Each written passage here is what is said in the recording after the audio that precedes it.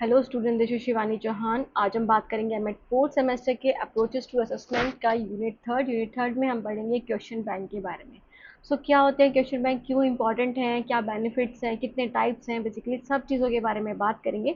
हम इसको 16 मार्क्स के पॉइंट ऑफ व्यू से पढ़ेंगे क्योंकि आपका 4 मार्क्स में तो पक्का आएगा ही आएगा, क्योंकि बहुत ही इंपॉर्टेंट और आप बोल सकते हैं ईजी सा क्वेश्चन है जो आप इजीली अटैम्प्ट कर सकते हो। जो एवरेज स्टूडेंट है उनको मद्देनजर देखते हुए ये क्वेश्चन आपका पूछा जा सकता है। क्वेश्चन बैंक क्या होता है? Basically just a minute. Question bank, ये जो आपका एमडीयू का एमडीयू में आ सकता है आपका एमएड फोर्थ सेम में। स्टार्ट करते हैं। सबसे पहले बात करेंगे कि क्वेश्चन बैंक होता क्या है। बेसिकली अगर आप बात करो नॉर्मली, तो क्वेश्चन बैंक मतलब जैसे जो नॉर्मल बैंक होता है जहाँ पे आप क्या करते हो, रिसीव करते हो पेमेंट, या फिर मतलब आपके रुपए होते हैं वहाँ पे रिसीव करते हो या फिर डिपॉजिट करते हो ना। डिपॉजिट करते हो तो वहाँ पे वो बैंक होता है, वो रुपीज़ का होता है, मनी का। ओके, मनी का, जहाँ पे मनी बहुत सारा इकट्ठा है, वो एक तरह से बैंक है। और क्वेश्चन बैंक क्या हो गया, जहाँ पर क्वेश्चन बहुत सारे इकट्ठे हैं। अगर हम नॉर्मल डेफिनेशन में पढ़े तो question bank is systematic collection की, जहाँ पे आप एग्जाम क्वेश्चन की सिस्टमेटिक कलेक्शन करते हो, gathered over time and organised according to subject, topics, difficulty levels और टाइप्स। ओके, तो इस सब चीज़ों के अकॉर्डिंग क्या होता है, गैदर होते हैं आपके क्वेश्चन पेपर। ओके, सब्जेक्ट के अकॉर्डिंग, टॉपिक्स के अकॉर्डिंग, डिफिकल्टी लेवल के अकॉर्डिंग, कि जो मॉडरेट लेवल है आपका, इजी लेवल है या हार्ड लेवल है, उसके अकॉर्डिंग आपके ऑर्गेनाइज होते हैं डिफरेंट डिफरेंट जगह पे। जैसे एक शेल्फ में आपने रख दिए मॉडर्न, एक शेल्फ में रख दिए इजी, है ना। तो जैसे आप देखते हो ना, टेक्स्ट बुक एक ऐप है, टेक्स्ट बुक एक ऐप है जहाँ पे आपको बहुत सारे ढेर सारे क्वेश्चन मिलेंगे आपके कॉम्पिटिटिव एग्जाम की तैयारी कराने के लिए। तो वहाँ पे भी आपको क्या करा जाता है, वहाँ पे भी आपको इजी लेवल के क्वेश्चन होते हैं, मॉडरेट लेवल के होते हैं और हार्ड लेवल के क्वेश्चन दिए जाते हैं, जो मॉक टेस्ट में कराए जाते हैं बेसिकली। उसी तरह से ऑर्गेनाइज करे जाते हैं आपके क्वेश्चन बैंक में क्वेश्चन पेपर या question. Okay, it is a resource tool use by, तो ये रिसोर्स टूल है, ये यूज़ किया जाता है टीचर्स के द्वारा कि वो टेस्ट बना सके, एग्जाम में दे सके, स्टूडेंट के द्वारा रिवीजन के लिए और प्रैक्टिस के लिए कि वो रिवीजन कर सके, अपनी परफॉर्मेंस को असेस कर सके, और इंस्टीट्यूशंस के द्वारा टू स्टैंडर्डाइज असेसमेंट की वो स्टैंडर्डाइज कर दे, मतलब सभी के लिए सेम तरह का जो पेपर है वो बना सके। लार्ज स्केल लेवल पे किसी परफॉर्मेंस को चेक करना है, जैसे यूजीसी नेट हो गया, नीट हो गया, जेई मेंस हो गया ना, तो ये सारे जो हैं ये स्टैंडर्डाइज असेसमेंट के लिए इंस्टीट्यूशन यूज़ कर सकते हैं। फॉर एग्जाम्पल एंट्रेंस टेस्ट हो गया, जैसे कि कैट हो गया, okay, common that is admission test. Okay, objectives क्या है? सबसे पहले पर्पस और ऑब्जेक्टिव्स के बारे में देखें तो टू सपोर्ट असेसमेंट डिज़ाइन, तो ये हेल्प करता है कि आप असेसमेंट डिज़ाइन कैसा बनाओगे, मतलब आप जनरेट कर सकते हो balance and diverse question paper. तो बेसिकली बहुत सारी चीज़ें आप इंक्लूड कर सकते हो जो आपने पढ़ाई है, जो आपने लर्निंग कराई है, बच्चों को टीचिंग कराई है, उसके अकॉर्डिंग आप उनके क्वेश्चन पेपर सेट कर सकते हो। After that is to improve teaching and learning, तो आप इम्प्रूव कर सकते हो उनकी टीचिंग और लर्निंग को। कैसे ये teachers can use it guide classroom discussion and test preparation, तो टीचर इसको यूज़ करती है कि बच्चों को कैसे क्लासरूम डिस्कशन में, फिर उसके बाद उनका असेसमेंट लेना है, कैसे उनको देखना है कि कैसे कितना अच्छा वो कर रहे हैं, कितना वो लर्निंग आउटकम अचीव कर रहे हैं, और टेस्ट प्रिपरेशन के लिए भी। Okay, student can use it for self practice, और स्टूडेंट इसको यूज कर सकते हैं अपनी प्रैक्टिस के लिए और अपने आप को इवेल्युएट करने के लिए, मतलब अपने आप का मूल्यांकन करने के लिए। Okay, after it is to ensure standardisation, तो स्टैंडर्डाइजेशन भी मेंटेन रहती है इससे। कैसे? क्योंकि आप कंसिस्टेंट लेवल ऑफ डिफिकल्टी को मेंटेन करके चलते हो, मतलब आप देखते हो कि मोस्टली जो पेपर होते हैं वो एवरेज बच्चों को देख कर ही क्या बनाए जाते हैं। बेसिकली उससे एक स्टैंडर्डाइजेशन मेंटेन रहता है कि कितने आप बिलो एवरेज डालोगे क्वेश्चन, कितने आप अबव एवरेज के लिए डालोगे, कितने आप एवरेज बच्चों के लिए डालोगे। डिफिकल्टी और क्वालिटी को मेंटेन करने के लिए आप ये टेस्ट का यूज़ कर सकते हो। ओके, क्वेश्चन बैंक का to save time and effort, तो इसे टाइम और एफर्ट तो बहुत ही कम लगता है, क्योंकि यहाँ पे आपको क्या करना होता है, सिर्फ आपके पास जो क्वेश्चन है, क्वेश्चन बैंक में जो क्वेश्चन है वहाँ से आपको जो भी आपने पढ़ाया है उसके अकॉर्डिंग क्वेश्चन आप रख लोगे। अब आपको खुद ये देखने की जरूरत नहीं है कि आपको कौन सा क्वेश्चन रखना चाहिए, कौन सा क्वेश्चन नहीं रखना चाहिए, तो आप उनके थ्रू कर सकते हो। तो reusable repository that reduces the time needed to create new exam from scratch. Okay, तो नए एग्जाम हम ले सकते हैं। आफ्टर दैट इज टाइप्स क्या है, डिफरेंट टाइप्स क्वेश्चन बैंक के। बेसिकली आप कैसे कैसे टाइप के क्वेश्चन पेपर रखते हो किसमें, क्वेश्चन बैंक में। ऑब्जेक्टिव टाइप के, जिसमें आपको यस नो का आंसर देना होता है, ट्रू फॉल्स का आंसर देना होता है, या फिर कोई जो क्लोज एंडेड जो क्वेश्चन होते हैं जिसमें आपके पास ऑप्शंस होते हैं, उसी में से एक ऑप्शन करेक्ट होता है। जैसे आपके यूजीसी नेट का पेपर लगा लो, आप सीटेट का लगा लो, एक्सटेट का लगा लो, और जो भी ये जो नीट के पेपर होते हैं इन सब में तो एमसीक्यूज होते हैं, ट्रू फॉल्स होते हैं और फिल इन द ब्लैंक्स, ये सारी चीजें। ओके, शॉर्ट आंसर में आपको रिक्वायर्स ब्रीफ, मतलब आप बहुत दो तीन वर्ड में, दो तीन लाइन में, सॉरी सेंटेंस में आप इसका आंसर देते हो, या फिर आपके फैक्चुअल आंसर्स होते हैं, जैसे फैक्चुअल क्वेश्चन, जैसे आप बोल दो कि इंडिया को इंडिपेंडेंस कब मिली थी, है ना, और दैट इज टेररिज्म क्या होता है, या फिर आप बोल सकते हो कि डेमोक्रेसी क्या होती है। तो ऐसे क्वेश्चन जो फैक्चुअल है, जो आप कुछ ही शब्दों में आंसर कर सकते हो उनका। ओके, लॉन्ग आंसर और ऐसे में आप इन डेप्थ रिस्पॉन्सेज देते हो, जैसे कि आपको ये बोले कि टेररिज्म के ऊपर आपके क्या दैट इज व्याख्यान है, या फिर डिस्क्राइब करो आप खुद टेररिज्म को आप कैसे देखते हो, या फिर बहुत सारे ऐसे टॉपिक जैसे डेमोक्रेसी को आप कैसे देखते हो, कैसे वो अचीव हुई है इंडिया में। सो बेसिकली आप आर्ग्यूमेंट और क्रिटिकल थिंकिंग के लिए इनको लेते हो। एप्लीकेशन बेस्ड मतलब आप जो अप्लाई करके देखते हो, इट मीन्स कि अप्लाई इन द सेंस कि जैसे आप बिजनेस स्टडीज, जो कॉमर्स बैकग्राउंड से जो स्टूडेंट होंगे उनको दैट इज केस स्टडीज का बहुत अच्छे से पता होगा, क्योंकि वहाँ पे आपको जो बिजनेस स्टडीज है वो कॉमर्स का एक पार्ट है। ओके, आपके कॉमर्स स्ट्रीम का, तो वहाँ पे आपको जो भी क्वेश्चन होते हैं, जैसे कि मैनेजमेंट का कौन सा, आपको एक स्टोरी या फिर आपको एक पैराग्राफ दे देते हैं, उसमें आपको लिख देते हैं कि लीडरशिप स्टाइल ये यूज़ करिए, एक मैन है उसने ऐसे प्लानिंग करी, तो वो फिर वो ये पूछ लेते हैं कि वो प्लानिंग के या फिर मैनेजमेंट के कौन से फेज में है, वो कौन सा प्रिंसिपल ऑफ मैनेजमेंट यूज़ कर रहा है, तो उसी में से ही क्वेश्चन बनाते हैं, कैसे, केस स्टडी के बेस पे। ओके, या फिर problem solving question. After that is competency based. तो कॉम्पिटेंसी बेस्ड में क्या है, इसमें आपको स्किल्स के लिए इवेलुएट करते हैं, मतलब एनालिसिस, सिंथेसिस और इवैल्यूएशन की, आपको अपने स्किल्स के बारे में मतलब एप्टीट्यूड नॉलेज को चेक करने के लिए कॉम्पिटेंसी बेस्ड एग्जाम होते हैं। After that is diagram based. तो डायग्राम बेस्ड होते हैं इमेजेस के लिए, ग्राफ्स के लिए और मैप्स के लिए। जो आपने सोशल साइंस में देखे होंगे, आपके जब एग्जाम्स होते हैं तो आपको दैट इज मैप्स मिलते हैं, जहाँ पे आपको प्लॉट करना होता है जो भी पॉइंट आपसे पूछा गया है, कि आपसे कोई डायरेक्शन पूछ ली, या फिर कोई स्टेट पूछ लिया, या फिर आपको टाइप ऑफ सॉइल पूछ लिया, या फिर डिफरेंट आपको वर्ल्ड में कोई एक दैट इज कंट्री पूछ ली। सो बेसिकली ये, और ग्राफ जैसे कि आप बोल सकते हो जैसे मैथ्स में हो गया या फिर इकोनॉमिक्स में हो गया, जहाँ पे आपको ग्राफ से रिप्रेजेंट करना होता है, जैसे डिमांड एंड सप्लाई आपको रिप्रेजेंट करना है, कंज्यूमर इक्विलिब्रियम आपको दैट इज प्लॉट करना, या फिर आपको दैट इज स्टैटिस्टिक्स का बताना है। तो बेसिकली आप डायग्राम बेस्ड भी होते हैं इसमें क्वेश्चन। प्रैक्टिकल परफॉर्मेंस मतलब जो लैब्स के ऊपर बेस्ड होता है, कि आप अपने सिलेबस में देखना, कभी भी आप अपना पूरा सिलेबस पढ़ना, तो वहाँ पे आपको इजीली दिखेगा कि क्या होता है ये प्रैक्टिकल और या परफॉर्मेंस बेस्ड। तो वहाँ पे आपको जो आपका सिलेबस होता है उसके 4th यूनिट के एंड में आपको प्रैक्टिकल सजेशन या फिर प्रैक्टिकल ये ऐसे कुछ मिलता है। वहाँ पे आपको प्रैक्टिकल चीज़ें करने को बोलते हैं, कि आप बुक बनाओ, है ना, या फिर आप फील्ड ट्रिप पे जाके किसी के बारे में ढूंढ के लेकर आओ, या फिर आप दैट इज सेमिनार करो, या फिर बहुत सारी ऐसी एक्टिविटीज जो परफॉर्मेंस के बेस्ड भी हो सकती है, जैसे लैब में जाके एक्सपेरिमेंट करो। तो फील्ड वर्क और हैंड्स ऑन स्किल्स यहाँ पे मेजर होती है। Okay, after that is features of an affective question bank. तो फीचर क्या आएगा अफेक्टिव क्वेश्चन बैंक का? So basically organise by curriculum. तो ये ऑर्गेनाइज करी जाती है करिकुलम के द्वारा, मतलब जो आपका सिलेबस है, जो आपकी चैप्टर्स है, वही चीज़ें इसमें आती हैं। ओके, मतलब वही चीज़ें आप उसमें डालते हो क्वेश्चन बैंक में। Categorised by difficulty. तो डिफिकल्टी के बेसिस पे इसको कैटेगराइज किया जाता है, कि अगर जो जो मॉडरेट बेस्ड है उनको अलग रखा जाएगा, है ना, जो इजी है उनको अलग रखा जाएगा, और जो हार्ड है उनको अलग रखा जाएगा। Okay, classified by Bloom taxonomy. तो आपके क्वेश्चंस जो होते हैं वो ब्लूम टैक्सोनॉमी जो बेंजामिन ब्लूम ने दी थी, तो बेसिकली उसके बेसिस पे होते हैं, कि आपको कुछ क्वेश्चन होते हैं जो आपकी नॉलेज को टेस्ट करने के लिए होते हैं, जैसे फैक्चुअल क्वेश्चन हो गया, कॉम्प्रीहेंशन मतलब आपकी अंडरस्टैंडिंग को समझने के लिए, एप्लीकेशन की आप रियल लाइफ में उसको, जैसे पैडागोजी के क्वेश्चन होते हैं ना, कि आपको पूछा जाता है कि अगर आप as a teacher primary teacher को पढ़ा रहे हो, तो आप प्राइमरी स्कूल के बच्चों को पढ़ा रहे हो, तो आप कैसा बिहेवियर रखोगे, तो वहाँ पे आपकी एप्लीकेशन पूछते हैं कि आप कैसे अप्लाई करोगे।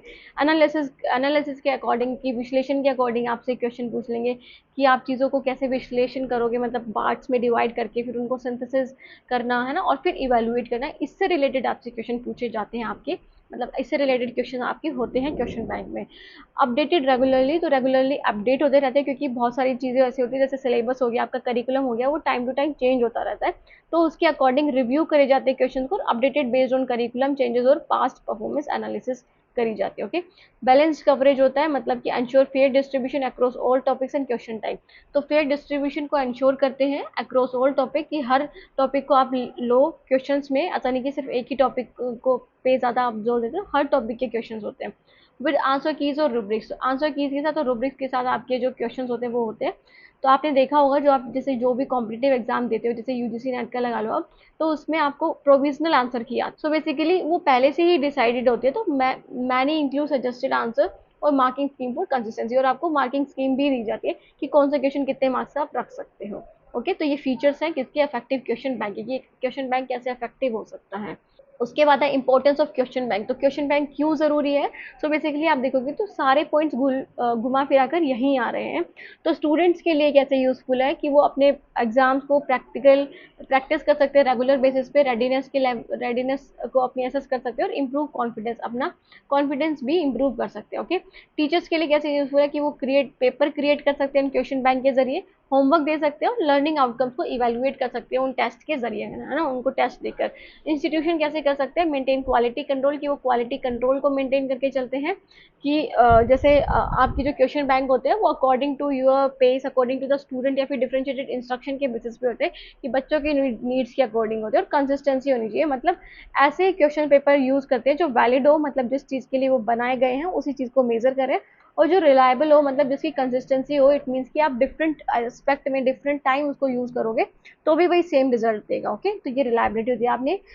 आपने वो गुड असेसमेंट टूल की कैरेक्टरिस्टिक में जरूर पढ़ा होगा अगर आपने वीडियो देखी होगी। ओके, फिर कहते हैं करिकुलम डिजाइनर के लिए कैसे हेल्पफुल होते हैं। So it align assessment with learning goals and national standard. तो ये अलाइन करते हैं आपके असेसमेंट को लर्निंग गोल्स के प्रति, है ना, कि जो आपने लर्निंग गोल्स रखे हैं, आप देखते हो आपके सिलेबस में शुरू में ही लिखा होता है कि लर्निंग आउटकम्स क्या होंगे, कि आपको क्या क्या चीज़ें आ जाएंगी इन सब से, है ना।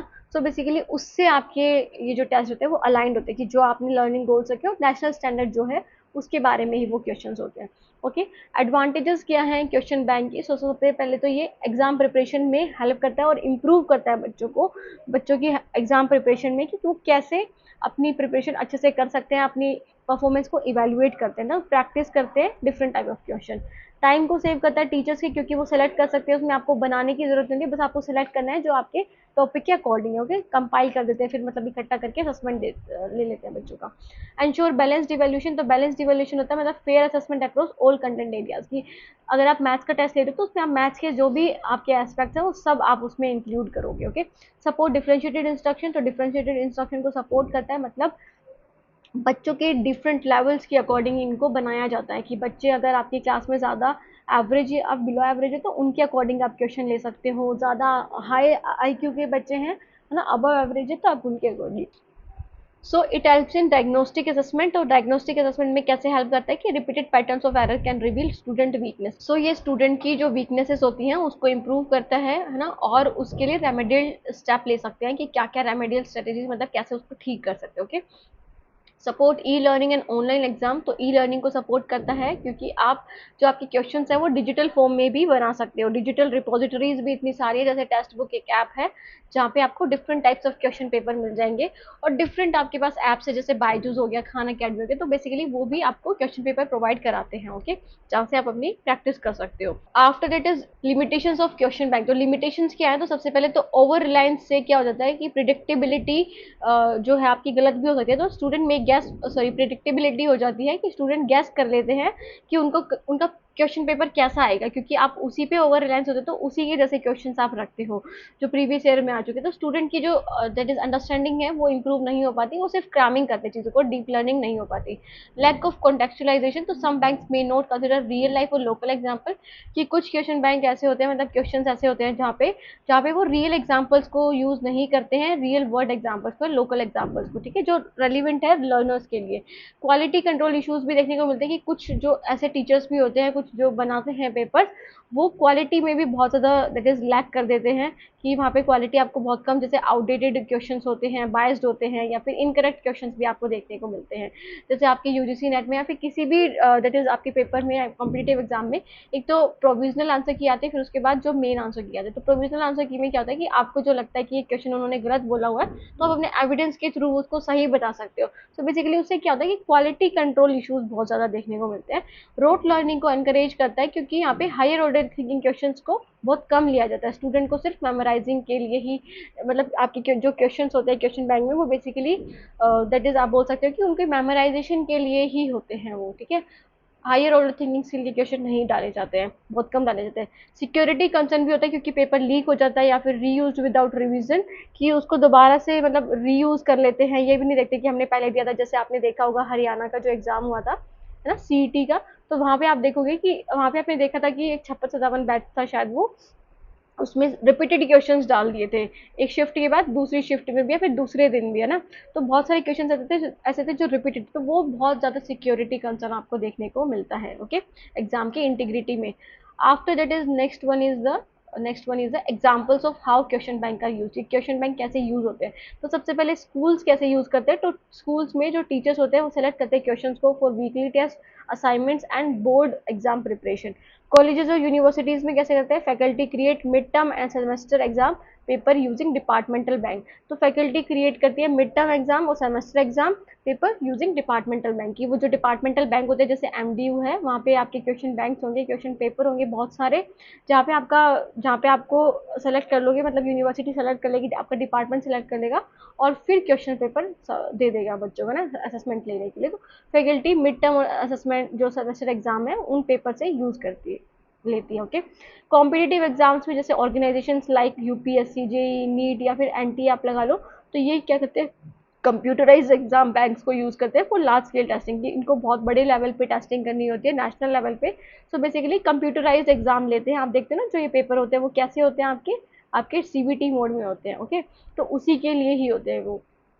After that is online learning platform, जैसे बायजूस हो गया, खान अकेडमी का कोर्सर हो गया, फिर टेक्स्ट बुक हो गया। तो डिफरेंट ऐसे अकेडमीज है, डिफरेंट ऐसे ऐप्स है जहाँ पे आपको डिफरेंट टाइप्स ऑफ मतलब मल्टीपल क्वेश्चंस मिल जाएंगे आपको, जहाँ पे आप अपनी परफॉर्मेंस को एसेस कर सकते हो टॉपिक वाइज, ओके, ताकि आपकी खुद की सेल्फ लर्निंग हो। तो वहाँ पे आपकी जो भी इवेल्यूशन है, जैसे आप मूक्स देखोगे, that is massive open online course, उसमें जो दैट इज स्वयं है, स्वयं क्या फुल फॉर्म मुझे बताना, स्टडी वेब ऑफ, उसके बाद आपको बताना, ओके।